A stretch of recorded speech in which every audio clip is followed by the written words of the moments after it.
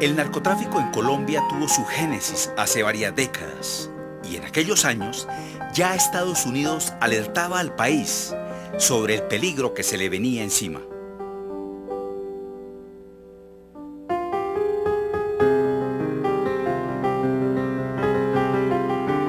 Es el inicio del esclarecimiento del fenómeno que alimentaba en Colombia la ventanilla siniestra. López Michelsen creó un mecanismo en el que usted simplemente iba al Banco de la República, entregaba dólares y recibía pesos. Eso fue el inicio del narcotráfico en gran escala, en lo que conocemos ahora como los carteles. En esa época eran familias. Y los gringos, el gobierno, el Departamento de Estado de los Estados Unidos, le entregaron un memorando al presidente Alfonso López Michelsen, en el que se dice, nadie conoce ese texto, por lo menos yo no conozco el texto y no conozco a nadie que lo conozca, en el que figuraban unas 30 o 40 personas, básicamente políticos, que manejaban el dinero del narcotráfico y que tenían alguna relevancia política, social o económica en Colombia. López Michelsen cogió ese memorando, lo engavetó y como consecuencia de eso perdimos la oportunidad de haber frenado el narcotráfico cuando era apenas un fenómeno incipiente. Y fue precisamente un documental de una cadena norteamericana de televisión la que alertó en Colombia a periodistas y observadores sobre el naciente fenómeno del narcotráfico.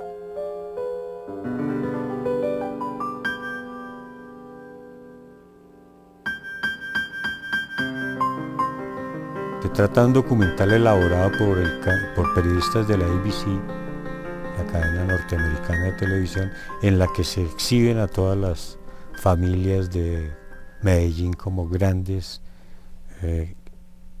empresarios del narcotráfico, industriales del narcotráfico es la palabra que usaban en esa época en Estados Unidos, que aparecen manejando gran poder político, gran poder económico y la desfachatez paisa. Y en medio de ese documental, donde figuraba la familia Ochoa, entonces llamado el clan Ochoa, y Pablo Escobar y Gacha, Rodríguez Gacha, como pertenecientes más o menos a una generación, a un movimiento que se orientaba todo hacia la exhibición de ese gran poder económico.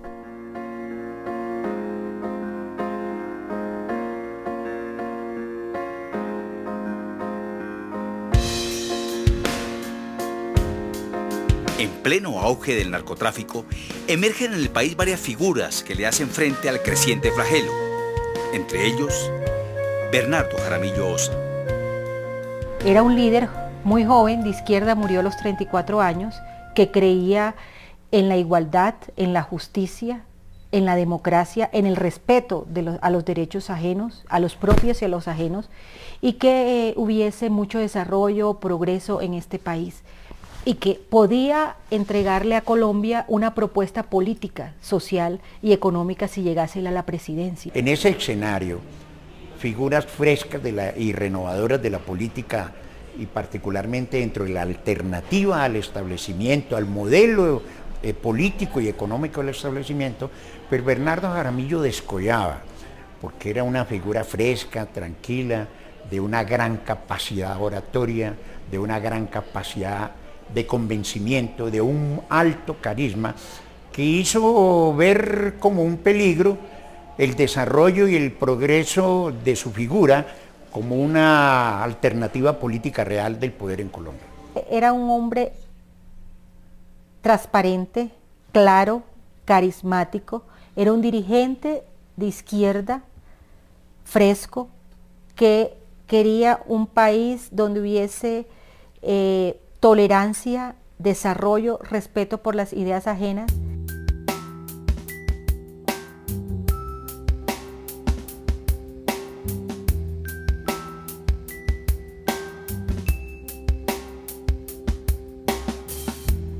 Él, así como condenaba los actos del sector tradicional de este país lo hacía con la guerrilla. Esa fue la gran diferencia. El primero que habló de que el secuestro, el boleteo y la extorsión no eran prácticas revolucionarias fue Bernardo Jaramillo, y lo hizo en 1989 en el marco de un congreso de paz en Ibagué. Esa era la gran diferencia y el valor de Bernardo, de provenir de la izquierda y que era capaz de autocriticarse, ¿sí? Para proponerle al país un nuevo modelo de desarrollo económico y social. Pero hoy en Ibagué también tenemos que precisar la convicción de la Unión Patriótica, que en la otra ala del conflicto, en la insurgencia armada colombiana, no se puede quedar en sus reiterativas cartas y llamamientos a la paz, de que el movimiento insurgente tiene que dar pasos precisos y serios para aclimatar un ambiente de diálogo. Él asume la conducción de la Unión Patriótica en un momento muy difícil, porque él asume la conducción cuando ya la orden de genocidio, de asesinato masivo de la Unión Patriótica ya estaba dada. Cuando sucede esto, la tregua con las FARC, que fue el punto de partida del proceso en el año 84, donde surge la Unión Patriótica, 85, 86, todo este periodo hubo unas treguas irregulares que no funcionaban, que sí funcionaban. Esa tregua estaba ya muy deteriorada, ¿no? La Unión Patriótica era hija de los acuerdos de paz con Belisario Betancur. Era una autorización del Estado para que se formara un nuevo partido político que era promovido también como un componente por las FARC, pero que era, digámoslo así, el instrumento para pasar de la lucha armada a la legalidad. Ese fue el diseño, con el gobierno.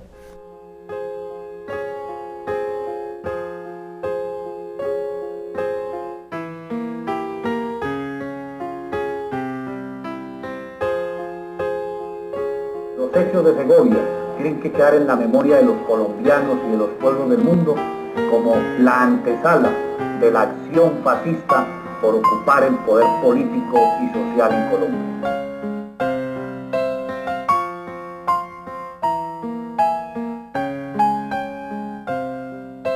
Sí, yo creo que uno de los elementos que apresuraron el desenlace que culminó con el asesinato de Bernardo Jaramillo es justamente su posición decidida contra el narcotráfico.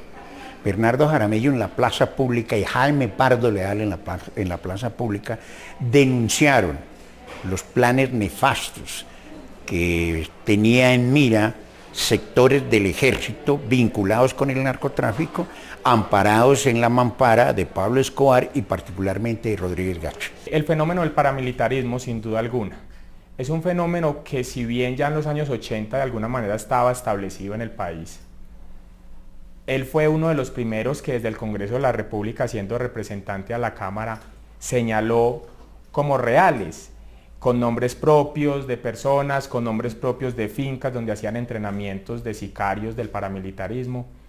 Entonces ya para esa época él empezaba a advertir al país que el paramilitarismo se iba a convertir en una cosa desbordada, que por supuesto no iba a traer sino sangre y muerte a la nación colombiana. Hemos venido reclamando en las plazas de toda Colombia el respaldo para nuestro movimiento político, el respaldo para nuestra propuesta de amplia convergencia democrática, el respaldo para nuestra propuesta de gobierno pluralista, de reconstrucción nacional, sobre la base de que hay unos responsables de la crisis y hay un pueblo que en su mayoría nada ha tenido que ver con esa crisis, porque durante 40 años se le ha negado la posibilidad de opinar y lo que es más grave, la posibilidad de decidir. Bernardo Jaramillo se destacó por su firmeza de carácter, su claridad para denunciar lo indebido, su espíritu de libertad, espíritu que los enemigos de la paz le cercenaron cegándole la vida. Ese día es un día de destino para ambos, tanto para él como para mí, porque que antes de salir nosotros tuvimos una pequeña discusión amistosa de que porque él no quiso ponerse el chaleco. En un momento dijo, si vas a seguir molestando, nos quedamos. De pronto debí ser más enérgica, pero bueno, en aras de la tranquilidad familiar no seguí insistiendo por el chaleco, viajábamos a Santa Marta. Él había sido elegido senador por Antioquia e iba a organizar la campaña para la presidencia. La campaña de la Unión, era el candidato de la Unión Patriótica y Partido Comunista. Salimos rumbo al aeropuerto, entramos al puente aéreo y entramos por la puerta 2, cruzamos y enfrente de la droguería escuchamos unos tiros. Pensé que era un ladrón, eso sinceramente nunca pensé que era el atentado. Cuando el policía que estaba al lado mío me empujó, Bernardo cayó sobre los vidrios, yo caí encima de él y empezaron a disparar 16 escoltas en el puente aéreo. Ahí fue cuando nos dimos cuenta pues que ya estaba herido y él se dio cuenta y me habló y sabía que iba a morir en ese momento. Nos tocó recogerlo, entrar al carro y salir a buscar una clínica cerca. Dice Mariela, esos asesinos HP me mataron, abrázame y protege que me voy a morir. ¿Te imaginas? Eso es una cosa terrible para un familiar. Y dispare, y todo el mundo dispare y dispare. Y Osvaldo, que era el conductor que se había venido detrás de mí, en ese momento Bernardo me decía, no siento los pies, no siento las piernas. Osvaldo me decía, párese Mariela, que tenemos que salir de aquí porque pueden estar esperando para rematarnos. Fallece a las 2 horas, creo que a las 10:30, 10:15, si no mal no recuerdo, cuando los médicos ya nos informan a los familiares de que había perdido la batalla, había muerto.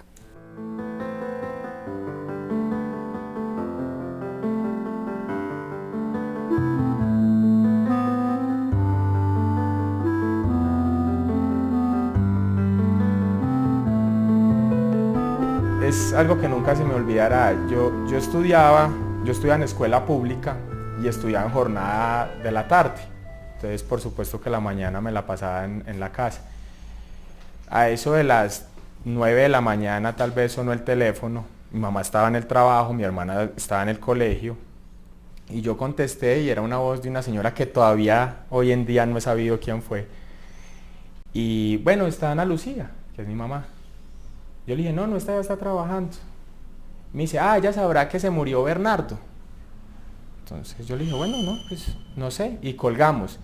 Lo primero que se me vino a la mente fue pensar en mi abuelo, que también lleva por nombre Bernardo Jaramillo, pensar que se había muerto el abuelo, pues unos, como siempre, la tradición es que se mueren los más viejos, y en eso me quedé, cuando al rato ya llegó mi mamá con mi hermana que la había traído del colegio, pues con la triste noticia de que habían asesinado a mi papá. Carlos Castaño ejecuta a Bernardo Jaramillo Osa solo, con el DAS, porque el DAS es el que entra el arma al puente aéreo en Bogotá. Y lo planea, y el menor de edad que mata a Bernardo Jaramillo Osa es entrenado por Carlos Castaño. Un menor de edad de eso no lo van entrenando en media hora, ni en 2 días. Ese menor de edad donde estaba ahí valía $200.000 ya. Porque ellos empiezan a entrenarlo, primero que todo tiene que ser ellos vienen esos menores de edad vienen de las franjas de miseria de Urabá. Y son afectados por la guerra, menores de edad que la guerrilla les ha matado a sus familiares, entonces los empiezan a entrenar. Y lo llevan a una ciudad como Bogotá y cuadran la zona, la policía y todo, y lo ponen a matar a un transeúnte. Por eso usted oye más de una vez que mataron a fulano y no tenía ningún enemigo y todo el mundo queda aterrado. 2 décadas después, el crimen de Jaramillo Osa continúa en la impunidad.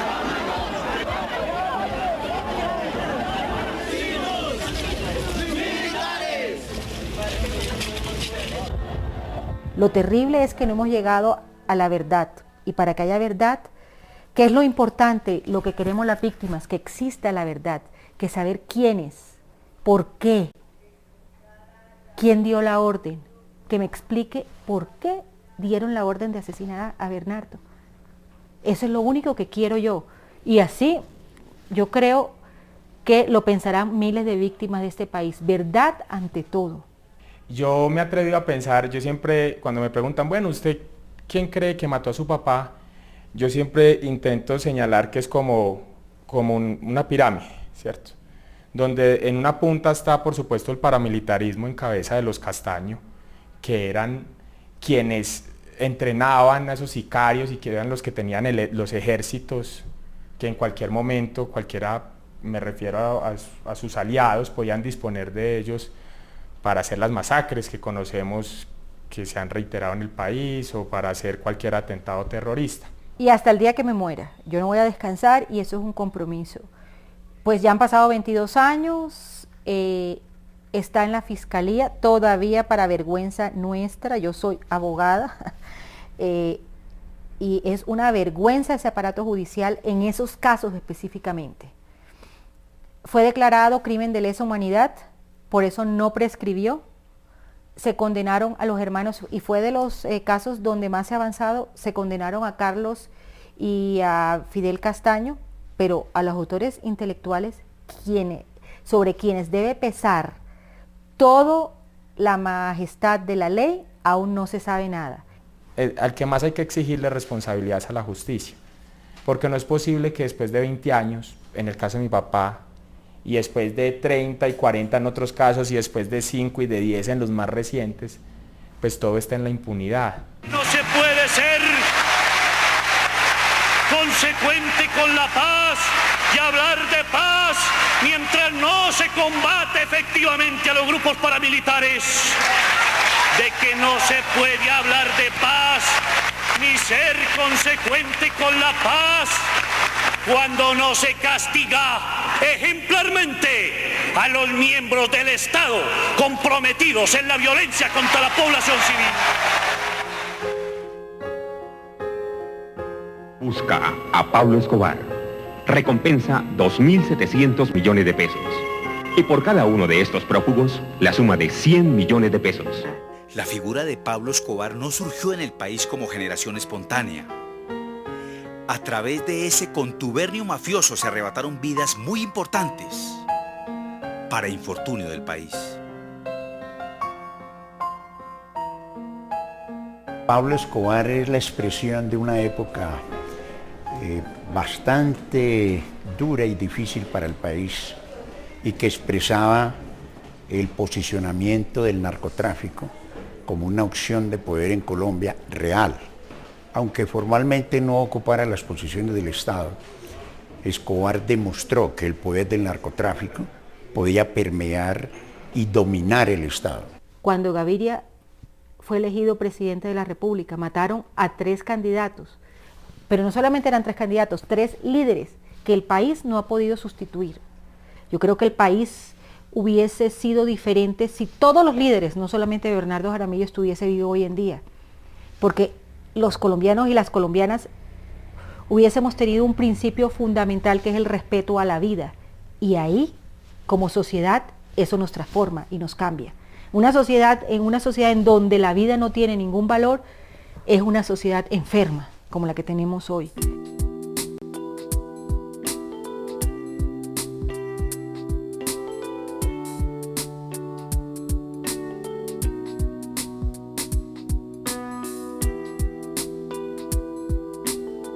Con lo de Bernardo Jaramillo, bueno, hubo unas protestas, hubo una lamentación, pero después continuó el desangre hasta el exterminio total de la Unión Patriótica.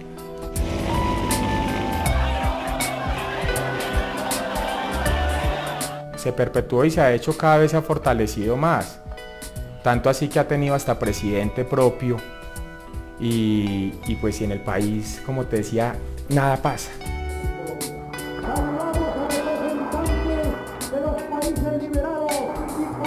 Bernardo Jaramillo, yo creo que tenía todas las condiciones para ser un líder de la nueva democracia en nuestro país, y eso fue lo que a través del asesinato se frustra, ¿no?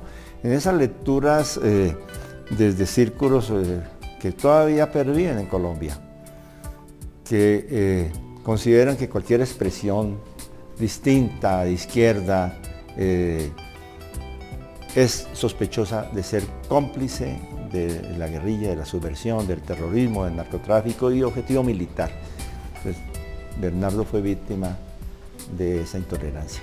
Que están dispuestos a negociar sus propiedades, a negociar sus actividades, a que los dejen en libertad, pero que no renuncian a mantener sus escuadrones privados de la muerte para seguir asesinando campesinos, obreros, sacerdotes. Lo que es frustrante, sobre todo por lo que yo también siempre he dicho, y es decir, yo perdí a mi papá como muchos colombianos en esta guerra sin sentido han perdido a familiares. Y eso pues es lo personal que uno tiene que llevar consigo, por supuesto. Pero sobre todo es el hecho de que Colombia también perdió. Aquí no solo perdió la familia, sino que perdieron todos los colombianos y todas esas personas que seguían su política. Entonces es frustrante ver que esas políticas que, como te decía, estaban realmente enfocadas en mejorar las calidades de vida de muchas personas, pues se hayan quedado de alguna manera en el olvido y por allá estancadas, y el país haya continuado su rumbo igual, como si ellos no hubieran dejado por lo menos esa semilla.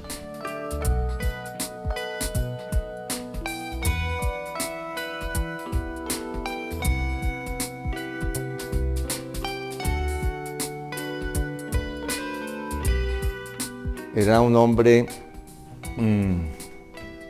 también símbolo de su tiempo, un personaje urbano, moderno, alegre, capaz de reírse mientras echaba discursos, y tenía esa combinación mágica que lo distinguía en esa generación, y que siendo tan joven, de 30 y un poco más de años, sin embargo lograr conducir y simbolizar un proyecto político en Colombia que se convirtió pues en una alternativa en la izquierda y que se planteó confluir con la Alianza Democrática en un momento dado para formar una sola organización. Eso finalmente no cuajó.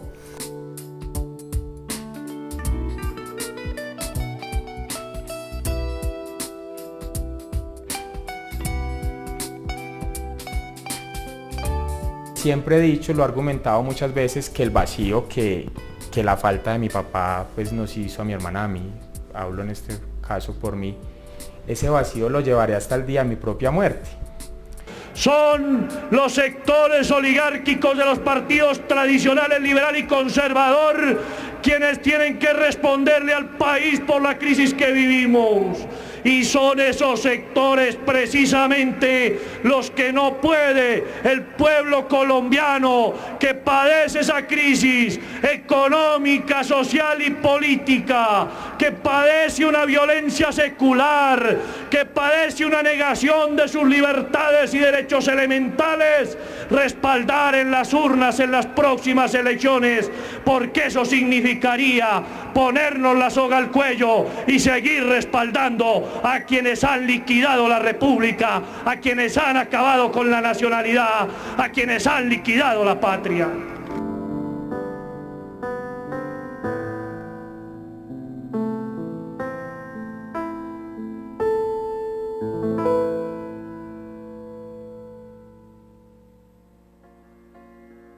Ya reinsertado a la civilidad del país, el exguerrillero del M-19 Carlos Pizarro León Gómez asiste al funeral de Bernardo Jaramillo Ossa. Pizarro compartía con Jaramillo un sueño de libertad. A mí Carlos sí me impactó. Primero pues me gustó físicamente, era muy bien parecido, obviamente, pero me impactaba también un alma transparente que tenía, ¿sí? Como una limpieza, como un alma cristalina, ¿sí? Carlos era una persona además místico, tenía mística, además era un hombre espiritual, era un hombre profundo en su pensamiento, con unas altas exigencias y un alto rigor sobre sí mismo. Nunca quería aceptar como prebendas que él no hubiese merecido.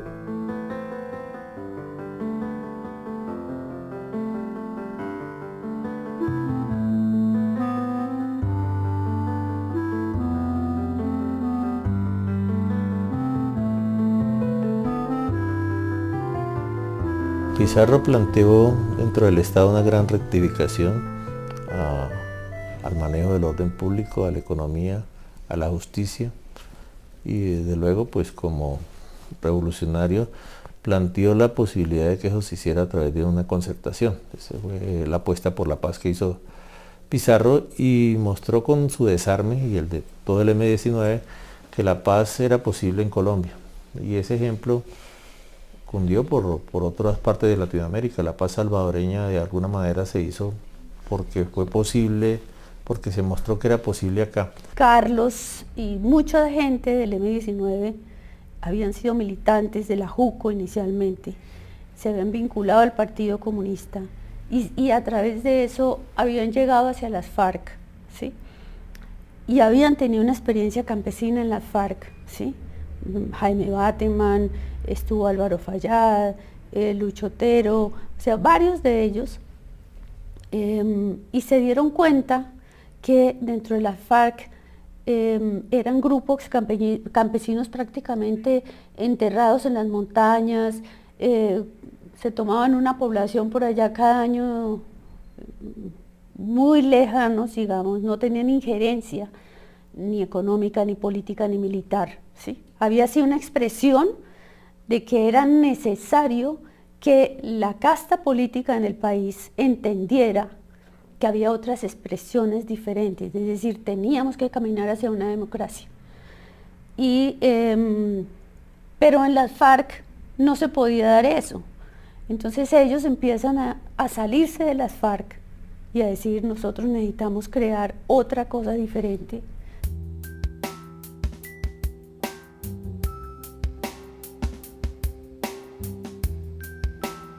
Cuando lo conocí estaba en los momentos de ver las posibilidades de paz en el año 84, ¿no? en Los Robles, donde todo era muy ambiguo, es decir, pero tenía una formación, esa mezcla entre marxismo y toda esta formación de valores cristianos en ese momento de la teología de la liberación. Yo creo que eso formaba parte como de su territorio conceptual.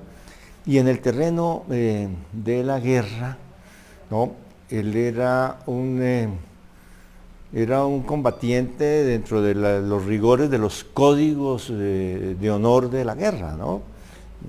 Y eso yo creo que un poco heredado de su ancestro, pues, dentro de sus padres, del ambiente militar. El elemento que yo creo que lo hace como distinto a lo que fue la tradición de la guerrilla colombiana fue el asumir un pensamiento de la democracia. Desde el 84 nos acercamos a Pizarro para hablar de paz y de una asamblea constituyente. Eso se malogró con los episodios de ruptura de los diálogos del Palacio de Justicia, pero se retomó el hilo en el año 88-89, cuando se abrió de nuevo el proceso de paz.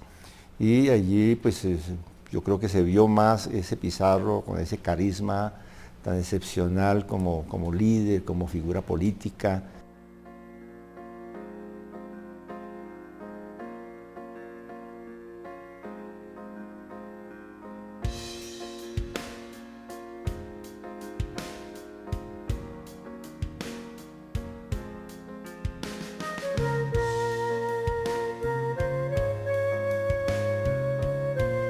Votamos y decidimos este destino.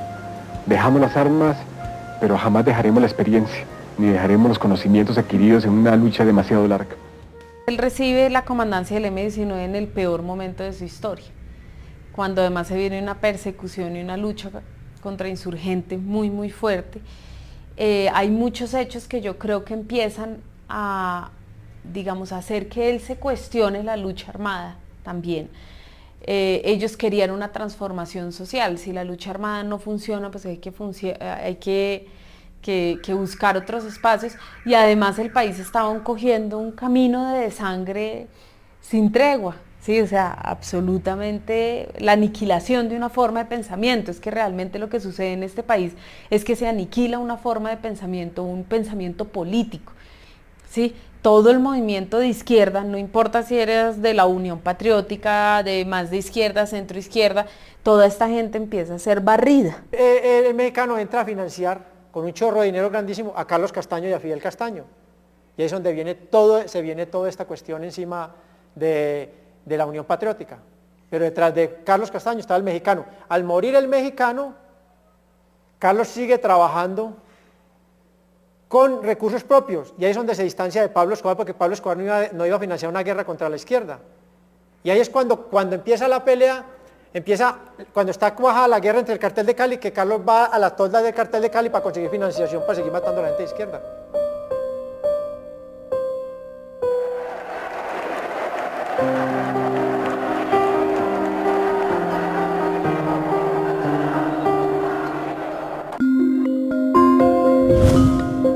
Ya volvemos con Víctimas de Pablo Escobar.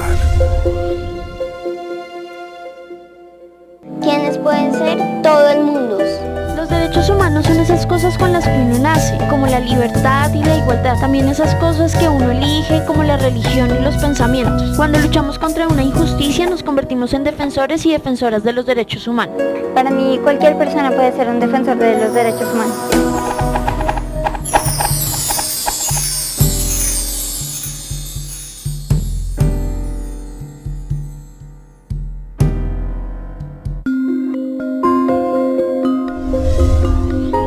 Siga con nosotros en Víctimas de Pablo Escobar. Una vez se firma la paz con el M-19, Pizarro, convertido en esos días en una figura muy especial para los colombianos, comienza su vida política aspirando a la alcaldía de Bogotá y pocos días después a la presidencia de la República. Con Pizarro, todos, entre todos, cambiaremos la historia de Colombia. Con este gesto simple y limpio se inició el camino de la paz. Así comenzó el movimiento que partirá nuestra historia y unirá a todos los colombianos para construir con Pizarro una nación más democrática y poderosa. Palabra que sí. Esos últimos días son muy azarosos. Él además se mete en una dinámica, por decirte, él se lanza a la alcaldía de Bogotá, aún estando en Santo Domingo, en 8 días de campaña legal, él logra 80.000 votos, es decir, es el tercer hombre más votado para la alcaldía de Bogotá, superando al Partido Comunista, ¿sí? Y eso lo anima a lanzarse a la candidatura a la presidencia, donde empieza a hacer una maratona titánica por todo el país. Él empieza a viajar por todo lado y pues era asombroso ver la reacción de la gente. O sea, yo sí pienso que la población civil lo aceptó y lo recibió con los brazos abiertos. Es que la gente era loca por tocarlo. Salió a las calles y fue impresionante, impresionante cuando circulaban por la Séptima y por las avenidas del centro de Bogotá, Pizarro y Navarro. Eso era de los edificios, todo el mundo tirando papeles, serpentinas, cosas, una lluvia impresionante. El desfile de este par de guerrilleros por las calles de Bogotá, hacer la campaña, eso era una cosa increíble. Eso indicó unos niveles de sintonía. La gente lo que le estaba diciendo era: bravo, el camino no es la violencia, el camino es transformar este país desde la paz. Y ahí se confirmó la sintonía entre ese gesto de paz y lo que quería el país, horrorizado por toda esta violencia, la guerra de los carteles, los atentados, los asesinatos, lo de Galán, todo este ambiente de terror. Entonces es una bandera que sale, pero no de cualquier parte, que viene desde lo profundo de la guerra y se planta en el centro de Bogotá. Es un hecho de gran trascendencia. Él tenía unos elementos muy particulares. Él podía hablar con todos los sectores del país. Era un hombre que había estado en la guerra, es decir, podía hablar con los viejos guerrilleros, conocía los códigos del lenguaje que se utilizarían en una negociación con ellos, podía hablar con los grandes, con los jefes militares, porque él venía de una tradición militar, podía hablar con la oligarquía en sus propios términos, porque él venía de la oligarquía, pero también podía hablar con el pueblo, porque vivió entre ellos, con los indígenas y con los campesinos, porque allí fue que militó 20 años de su vida, es decir, era un personaje que podía hablar con todos los sectores del país, y yo creo que independientemente del que él hubiese sido o no presidente en las elecciones de 1990, sí hubiese podido mucho más cumplir un papel en torno a la paz. Y recuerdo que mucha gente y todo el mundo le decía, mira Carlos, estás corriendo peligro, ¿sí? Hay problemas, había matado a Jaramillo, había matado a Galán, y él decía, yo no puedo irme y evadir la responsabilidad que tengo con toda la gente que tiene esperanzas en mí. Y si yo finalmente, y lo dice él en las entrevistas, y yo finalmente muero, no importa, lo que importa es un proceso que se tiene que dar.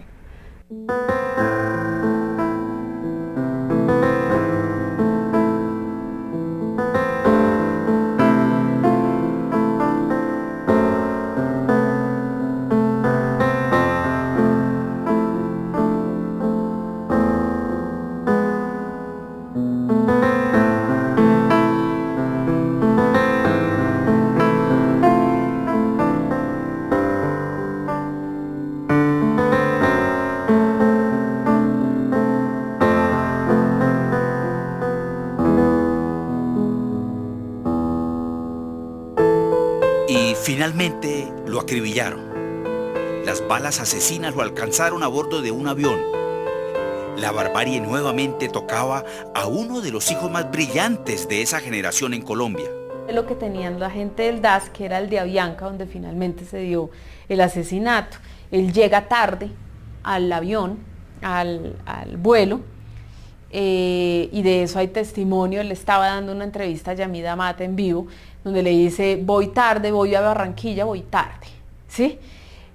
Cuando él llega, el avión ya está, digamos, en pista, se devuelven a recogerlo, o sea, hay un montón de irregularidades en ese momento. Los últimos que revisaron el avión fueron la gente del DAS. El arma, al principio se dijo que le había entrado el sicario vendada en una pierna, una mini Uzi, pues, es una mini Uzi. Finalmente se supo que estaba escondida en el avión, y los últimos que revisaron el avión fue la gente del DAS. El avión venía desde Bucaramanga. Los escoltas no pueden llevar armas, ¿sí? En ese momento, dada la premura, les dicen, pues no les guardamos las armas, pero descárguenlas. Es decir, todo el mundo supuestamente descarga la arma. El muchacho, según se sabe, sabía que si pasaba de cierto tiempo de avión en vuelo, si hay un tiroteo, el avión se puede despresurizar y explota. Entonces la idea era que tenía que disparar justo apenas apagaran la señal de retirarse los cinturones. El muchacho sale de la parte de adelante, además mi padre tenía los asientos adelante, se toma la decisión de sentarlo atrás, cerca a los baños. El muchacho sale, pasa, obviamente, atraviesa todo el avión, mira donde está sentado, ubica perfectamente su objetivo, entra, saca el arma, sale, dispara, y según dicen, suelta el arma y empieza a gritar, no me maten, no me maten, no me maten. En ese momento viene una escolta del DAS desde la parte de adelante, disparando, a pesar de que se había dado la orden de que no dispararan. El muchacho ya había soltado el arma, él se tira al suelo, un tiro de gracia en la cabeza de este mismo escolta del DAS, es decir, el objetivo era eliminarlo a él.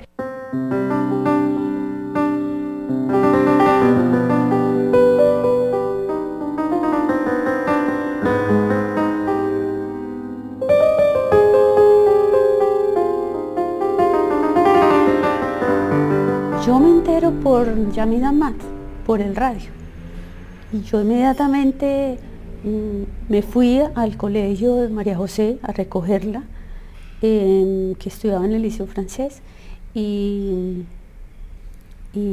pues para llevarla, porque decían que Carlos estaba mal herido en la Caja Nacional de Previsión. Entonces dije, pues tengo que estar allá con ellas. Claudia estaba en el externado y bajó y se fue a la Caja de Previsión, y yo recogí a María José y me fui. Cuando llegamos ya había muerto. Y de las cosas que recuerdo, digamos que me impactaron mucho, era que habían gotas de sangre en la rampa a la entrada, ¿sí? Y recordé que él en algún momento leía una parte del poema de Turriza, de Neruda, en que decía, y si ves que mi sangre mancha las piedras del camino, ríete, porque tu risa será como una espada fresca. Sí, en efecto, acaban de confirmar que ha fallecido Carlos Pizarro León Gómez. Las autoridades médicas aquí en el interior de la clínica, les estoy hablando desde cerca a la sala de urgencias donde era intervenido quirúrgicamente, la noticia ha sido dada al hermano de Carlos Pizarro León Gómez, el politólogo Eduardo Pizarro León Gómez. El país quiso a Carlos Pizarro, o sea, en el momento del entierro eran miles de personas. Y cerraron toda la Plaza de Bolívar, del ejército. Pues obviamente había mucho temor de que hubiera unas manifestaciones violentas, ¿sí? Pero Carlos fue enterrado en paz. Y digamos, en eso Navarro convocó a enterrarlo en paz, porque él había sido un artífice de la paz. Entonces, pero era impresionante, o sea, eran las 7, 8 de la noche y eran colas de personas llorando frente al féretro de Carlos. Ese día llovió, al otro día cuando salimos de la catedral, llovió a cántaros. Yo me acuerdo que la gente tenía los pies, subiendo hacia la Quinta de Bolívar, la gente tenía los pies hasta los tobillos cubierta en agua, porque bajaban ríos así de agua y nadie se movía, o sea, nadie por toda la carrera séptima, y luego subimos hacia la Quinta de Bolívar para que allá se entregara el sombrero. Y era tal cantidad de gente, y de todos los edificios de Bogotá, botaban papelitos chiquitos, blancos. Y mira toda la mentalidad cómo ha ido cambiando en estos 20 años. Es que, por ejemplo, a partir de, hay un antes y un después de Uribe, en la lectura que tiene la población civil, por ejemplo, del M-19, es una completamente diferente. Porque también se encargaron de mandar esa imagen, y esa imagen repetitivamente, y otra imagen era la que se tenía antes, ¿sí? Y fuera de eso, porque la voluntad de Carlos Pizarro fue tan sincera y tan real, que el país respondió ante eso, en un momento en el que estábamos en el caos, aunque seguimos en el caos total, pero en ese momento en especial era un mensaje de esperanza y de que podíamos tener un país diferente. ¿Y por qué tenían que silenciar a esta generación? ¿Qué tanto incomodaba el pensamiento de Pardo Leal, de Galán, de Jaramillo Ossa y de Pizarro, entre otros, a las instancias de poder y a la mafia en el país? Ahí hubo claramente una conjunción y una ayuda, yo lo veo así de esta manera, de agentes del Estado. Y la decisión viene también de la mano de gente que estaba en el poder en este país y que no le convenía que un personaje como Carlos Pizarro llegara al poder o cogiera mucha fuerza.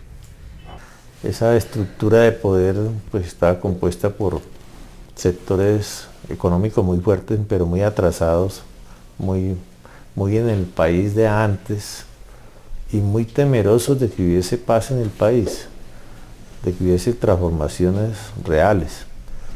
La gente que mató a Pizarro, y en eso pues el aparato militar que habían creado en Córdoba, el aparato de los Castaños, fue el artífice tanto de la muerte de Pizarro como lo de Jaramillo. Eso ya es sabido. ¿Quiénes estuvieron detrás? Pues sectores de gente muy poderosa de Antioquia y de Córdoba, y desde luego sectores militares articulados con la vieja estructura del DAS también, que también facilitó el asesinato de ambos. Miguel Maza Márquez fue más que un general condecorado con 20 menciones. Su hoja de vida lo dice todo. Psicólogo, experto en criminalística y en inteligencia militar. Hoy, a las 11 de la mañana, un faz lacónico del Ministerio de Gobierno cerró un capítulo más en la vida de este militar, tal vez la persona más polémica y a su vez elogiada de los últimos años en Colombia. Podría decir que Gonzalo Rodríguez Gacha, el mexicano, es el autor intelectual de la muerte del senador Galán? Hasta ahora es uno de ellos, sin descartarse que existan otras personas vinculadas. Para sus enemigos, encabezados por Pablo Escobar, fue el responsable de los asesinatos de Luis Carlos Galán, Bernardo Jaramillo y Carlos Pizarro. Lo primero que hace Maza Márquez, que en ese momento era el director del DAS, es salir a decir fue Pablo Escobar, como siempre sucedía con todos, ¿no? Todo, él era el responsable. En ese momento, y están las declaraciones, está la carta de Pablo Escobar donde él dice, yo no di la orden de asesinar a Carlos Pizarro, y también hay una carta de Carlos Castaño, y se pueden ver en la revista Cara a Cara.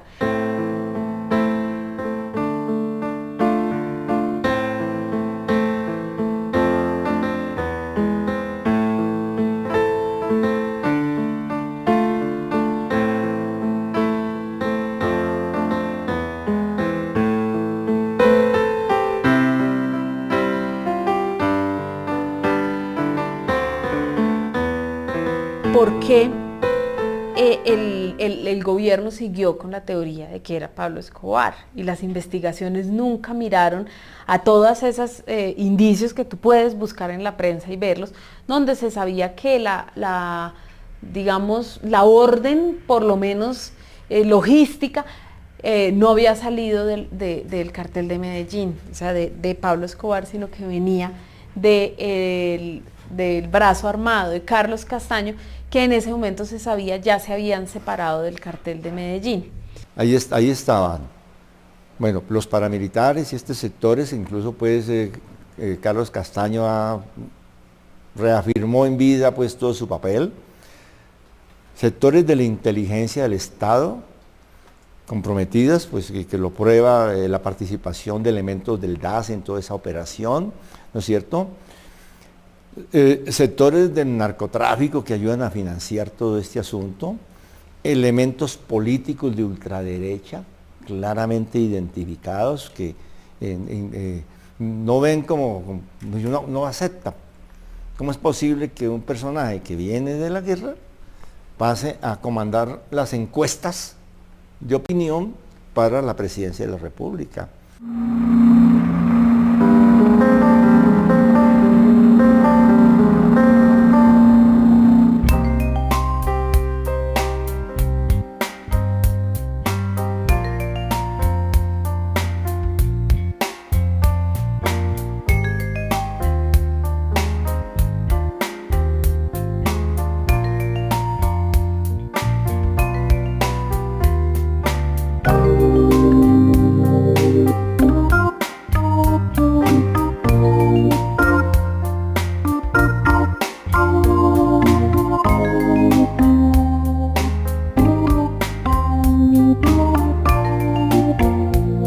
Obviamente detuvieron gente que no tenía nada que ver, como sucedió en el caso de Galán, en el de Jaramillo, en el de todos. Finalmente se dieron cuenta de que no tenían nada que ver. Después sencillamente lo que se hizo fue muy poco, te cuento. En 20 años, hasta que se logró la declaratoria de crimen de lesa humanidad, que lo logramos en el 2010, cuando se cumplen los 20 años, hasta ahí las investigaciones avanzaron muy poco. El caso se condenó a raíz del libro que saca Carlos Castaño de Mi Confesión, se condena a Carlos Castaño por el asesinato de Carlos Pizarro sin mirar nada más allá. O sea, este hombre dijo que era, se condena a Fidel y a Carlos Castaño y ya está. Pero una investigación seria por parte de la Fiscalía o del ente encargado en ese entonces no hubo. Creo que estaba en un excelente momento político y creo que por eso lo mataron, porque representaba una posibilidad de una paz real en Colombia. Una de las justificaciones por las cuales muchos sectores no se desmovilizan es porque el ejemplo de que a la gente que se desmoviliza, los líderes que se desmovilizan los matan. Y esa fue la suerte que corrió Pizarro, para fortuna no solamente de él, sino del mismo país, ¿no? ¿Y cuál fue el papel que jugó en estos asesinatos la figura de Pablo Escobar? Yo creo que Pablo Escobar fue como el basurero donde toda la maldad que se desató en esa época se pretendió concentrarla en una sola persona, que fue Pablo Escobar. Que toda la violencia que se dio en esa época, se decía que todo lo que pasaba en esa época malo era Escobar. Resulta que había un fenómeno muy fuerte, muy violento, que era el narcotráfico, y que no solamente implicaba a Pablo Escobar, sino a otros sectores, y otros sectores muy articulados también con el Estado colombiano. El paramilitarismo es hijo del narcotráfico. Hay una lectura de sobrevaloración de Pablo Escobar, ¿no? El gran capo, el símbolo del narcotráfico, el gran jefe, ¿no? Un personaje que efectivamente se distingue, como han sucedido tantas veces en la historia de los pueblos, que hay personajes que sobresalen porque son capaces de matar sin agüero.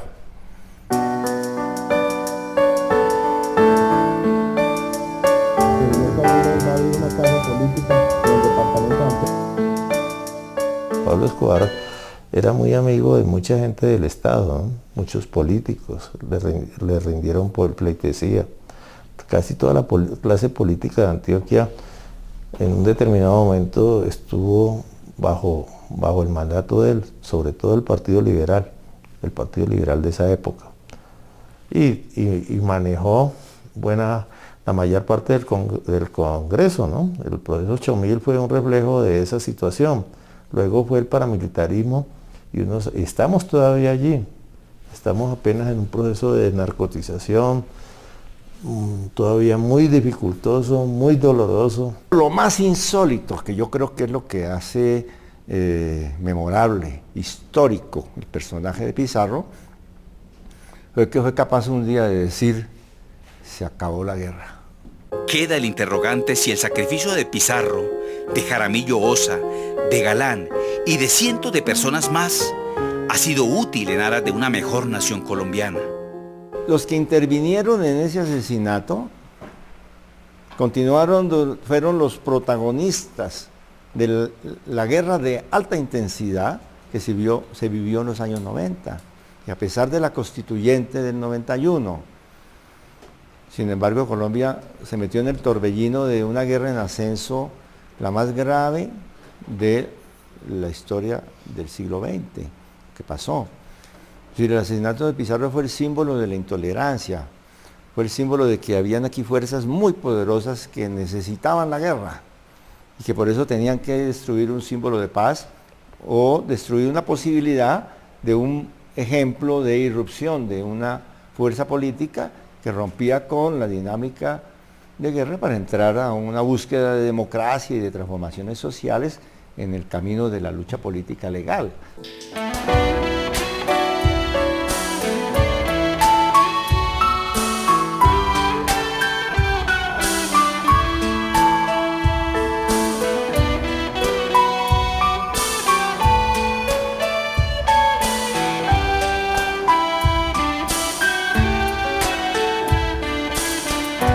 Pero uno puede decir que exista mucha réplica, que hubiera sido presidente de la República Luis Carlos Galán, que muy probablemente hubiera estado disputando la presidencia, hubieran estado en el gobierno Carlos Pizarro y Bernardo Jaramillo, que este país no habría tenido esas polarizaciones, que se habría deslegitimado la lucha armada, que habríamos tenido posibilidades de nuevos escenarios como el de la Constituyente del 91 para hacer un acuerdo de paz con aquellas guerrillas que no entraron o aquellos grupos que consideraron que la guerra todavía podía presentarles ventajas. Es decir, nos hubiéramos ahorrado algunas décadas de guerra en Colombia. Yo creo que aquí se ha ido construyendo el camino de la fatalidad de la guerra, se ha construido a través de los magnicidios, a través del homicidio, a través de la desaparición forzada, a través del horror. Yo creo que con Carlos Pizarro se abría una esperanza de paz y una voluntad real de paz y se abrían las compuertas a un país diferente al que tenemos. Yo creo que el crimen contra Carlos Pizarro no es solamente un crimen de lesa humanidad, sino es un crimen contra la paz, ¿sí? Porque es un mensaje terrible el que tú le envías a los demás grupos alzados en armas. Si el Estado, a un hombre que firma se suscribe los acuerdos, cumple con lo que tenía que cumplir, es asesinado 45 días después. ¿Qué le vas a decir tú a los comandantes de las FARC? ¿Que les puedes garantizar la vida? ¿O a los comandantes del ELN? ¿Qué garantía les puedes dar si el ejemplo es clarísimo? Es que estamos viviendo un proceso de paz en cámara lenta. Necesitamos un proceso de paz que le diga a los colombianos llegó la paz. Y no simplemente el recuento permanente e interminable de las tragedias de la paz. Hablar de las tragedias de la paz a los colombianos no tiene ningún sentido. Los colombianos necesitan buenas noticias, necesitan una información cierta de lo que estamos haciendo. Y sentimos mucha debilidad, mucha fragilidad en torno a la forma como se asume una paz, que de no hallarse indudablemente va a generar en los colombianos una situación de enorme dramatismo. Yo creo que la lucha va a continuar, digamos, entre las dos opciones. Cuando volvemos a un país pacífico, serio, respetable, trabajador, o seguimos siendo manejados por los grandes delincuentes, por los grandes negociantes, donde combinan todo, guerra, narcotráfico, todo eso digamos que ya sabemos que es un camino que de luego aparece en algunos momentos brillante, pero que de luego excluye a la grande mayoría del país, que no estamos ni en la guerra, no estamos ni en el negocio del narcotráfico, no estamos, digamos, en la corrupción. Esa es, digamos, la disyuntiva que tiene este país. Yo creo que Colombia se hubiera ahorrado muchísimo si tuviéramos estos líderes hoy, en lugar de los que tenemos, ¿no? Que todos están sub judice, todos merecen prontuario, ¿no? Es un liderazgo perverso el que ha sustituido a toda esta juventud que estuvo buscando abrirse espacio en las instancias del poder. El proceso de concentración de poder de la mafia en Colombia es muy duro, muy dinámico y muy bien orquestado. De unos actores incipientes que manejaban un poder relativo, pasamos a un proceso muy grande de cooptación de los centros de poder, luego de cooptación de la propia presidencia de la República y luego de los centros económicos. Colombia ya no tiene carteles, Colombia tiene superestructuras dentro del poder, manejadas y orquestadas y financiadas con dinero del narcotráfico. Y uno dice, ¿se podría imaginar algo peor? ¿O es que lo peor que le pasó a Colombia fue la guerra con Pablo Escobar? Pues no, señor. No, señor. Tenemos la repetición del horror de Pablo Escobar durante más de una década en Colombia, en las cosas más horrendas, inimaginables. Nadie podía imaginar que un día la Fiscalía General de la Nación dijera que en Colombia hay por lo menos 32.000 personas en fosas comunes.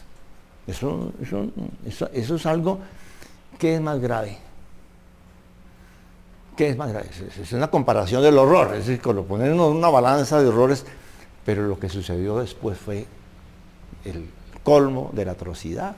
Y a eso agréguele muchas otras cosas, por supuesto, que han formado parte de toda esa historia, la historia de los desaparecidos, de los desplazados. Entre el año 90 y el año 2010 están registrados 400.000 familias desplazadas de sus tierras. Esa es una tragedia. 400.000. Hablan de 5 millones de personas, ¿no? De 9 millones de hectáreas que han sido despojadas. Es algo de unas magnitudes. Lo que pasa es que nosotros nos hemos sumergido en la violencia hasta tal punto, ¿no?, que nada nos produce espanto, ¿no? Es la anestesia general. En el país, entre 1990 y el año 2010, tuvimos 1.000 masacres, que suman 7.000 homicidios. En ese mismo periodo ocurrieron más de 30.000 asesinatos políticos y se registraron decenas de desaparecidos. Ese sombrío panorama es el resultado del horror de la guerra en las últimas décadas en Colombia.